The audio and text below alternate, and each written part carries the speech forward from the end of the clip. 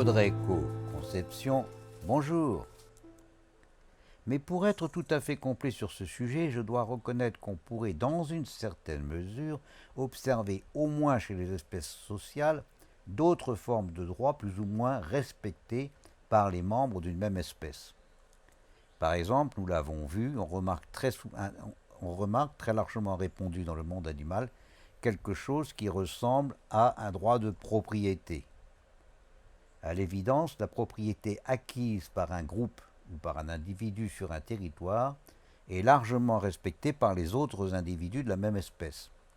Et cela même dans le cas où les individus extérieurs seraient plus forts ou plus nombreux. Une meute de loups se considère comme propriétaire d'un certain territoire et les autres meutes respectent cette propriété, ou semblent la respecter plus ou moins. C'est vrai pour les loups, c'est vrai pour de nombreux oiseaux, c'est vrai pour de nombreuses autres espèces. Il y a donc une sorte de droit de propriété plus ou moins respecté chez certaines espèces. On observera que cette situation s'explique surtout par le fait que l'ardeur à défendre un territoire est comme décuplée.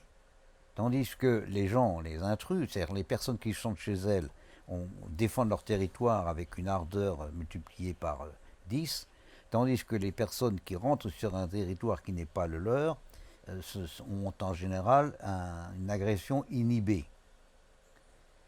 Ne se sentant pas chez eux, ils sont moins agressifs, ou voire pas agressifs du tout. Je réponds que c'est précisément ce que je pense. Si cette conception est vraie, on observerait que le droit de propriété reconnu aux individus par les penseurs et économistes libéraux serait au sens propre et réellement un droit naturel. C'est à démontrer. Il y a également chez les animaux une sorte de droit conjugal.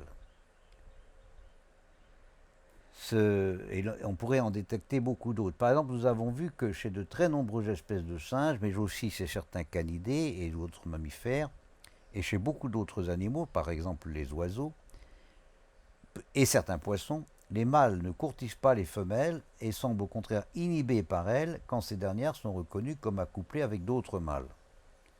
Vous savez que chez les loups, par exemple, les mâles personne ne courtise la louve qui appartient qui est mariée avec le chef de meute. Donc les autres animaux sont comme inhibés et ne courtisent pas ces femelles. Donc il y aurait en quelque sorte une sorte de droit conjugal. Ces réserves faites, on observera cependant le caractère très relatif de ces droits, fonction surtout du courage et de la détermination de leurs propriétaires à les défendre. Et tout cela n'est pas réellement bien absolu. Il y aura toujours des exceptions au respect de ces règles que l'on retrouve cependant chez certaines espèces.